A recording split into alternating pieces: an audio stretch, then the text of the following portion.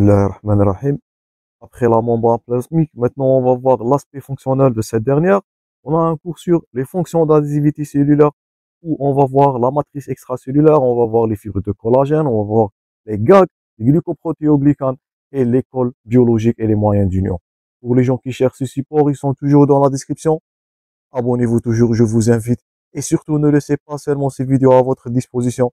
Maximisez-les au maximum pour qu'ils atteignent le maximum nombre des étudiants le plus tôt possible. Donc, on va commencer directement par la définition de notre premier intitulé qui est la matrice extracellulaire. Comme définition, la matrice extracellulaire, donc d'après leur nom, c'est extracellulaire, c'est l'ensemble de, et prenez note toujours, je vous invite, de macromolécules. Ça, c'est premièrement, c'est pas 10 micromolécules comme intracellulaire. Première différence. Donc, c'est l'ensemble de macromolécules extracellulaires. Ils sont les protéines, les glucides, on va voir les glycoprotéoglycanes dans juste quelques lignes, et de l'eau. Donc, vous avez deux structures, l'eau et les structures qui sont, si on peut utiliser le terme liquide, les structures protéiques, les GAG, et on va voir après ça les fibres qui donnent la solidité ou bien la forme à cette matrice. Donc, elles sont, ou bien elle est, cette matrice extracellulaire, elle est sécrétée localement par les cellules plutôt, d'un tissu organisé dans un réseau complexe. Deuxièmement, pour les composants, donc vous avez, premièrement, donc ça c'est votre matrice extracellulaire, les deux composants majeurs, c'est premièrement les protéoglycanes. Voilà, donc une illustration qui nous montre tout ce qui est en extracellulaire. Donc j'espère que vous pouvez maintenant dire qu'il s'agit là d'une membrane plasmique, une bicouche phospholipidique. Ce qui est là, c'est intracellulaire. Ce qui est en eau, tout ça c'est extracellulaire et c'est votre matrice extracellulaire. Donc elle est composée premièrement par des structures protéiques, bien protéosaccharidiques, donc essentiellement de molécules saccharidiques. On est en train de parler de protéoglycanes. Donc le terme protéoglycane veut dire qu'il s'agit de glucides plus que protéines. Donc premièrement, les protéoglycanes, ce sont des molécules. De l'eau, ça on avait dit au début de ce cours dans la définition. Et il s'agit de protéines fibreuses. Donc ce que vous devez acquérir dans ce cours, c'est les fibres de collagène avec leur variété comme bien dans cette première partie comme compétence. Donc les composants, si on vous pose la question, vous avez premièrement essentiellement de polysaccharides, et voilà, des protéoglycanes, on va voir la notion des GAG, on répète, et des protéines fibreuses qui donnent la structure, qui donnent la charpente à cette dernière, surtout du collagène. Donc les protéines fibreuses, en fonction de l'abondance relative dans ces deux ensembles, donc une matrice extracellulaire peut contenir de fibres plus que de protéoglycanes, et inversement. Lorsqu'on a plusieurs, mais un nombre de fibres plus important par rapport aux protéoglycanes, ça va donner une rigidité, et vice versa.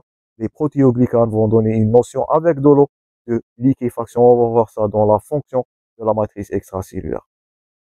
Donc, on obtient des structures plus ou moins qui peut être lâches, ou bien elle va donner la morphologie à ce tissu. On va voir ces notions en histologie, toujours on répète, et vous allez assimiler entre cytologie et histologie concernant le cours du tissu conjonctif. Toutes ces notions, on va les revoir. Maintenant, on va voir une autre notion. Donc, tout ce qui est à l'extérieur, on appelle matrice extracellulaire. Elle est composée, là, une autre illustration. Voici votre matrice extracellulaire. Ça, c'est des fibres de collagène à gauche, suivies par des fibres de fibronectine. J'espère que vous vous souvenez de votre cours concernant le cytosquelette. Là, voilà, de la laminine, des protéoglycanes. Là, une illustration en microscopie électronique de votre matrice extracellulaire. Vous êtes en train de voir que c'est un réseau. Donc, comme leur nom indique, elle donne la charpente, la forme, c'est plus ou moins mou.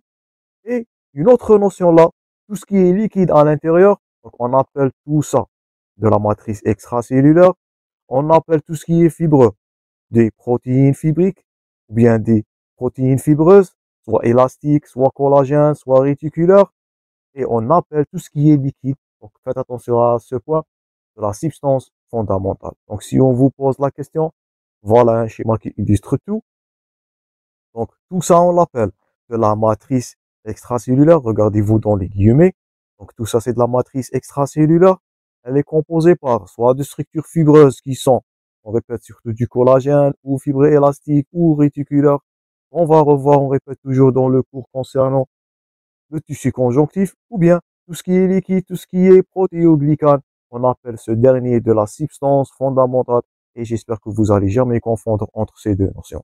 Substance fondamentale, c'est du liquide, surtout de l'eau et des protéoglycanes. Les fibres sont faciles à distinguer et l'ensemble de ces deux derniers, on l'appelle la matrice extracellulaire, notre premier intitulé dans cette première partie.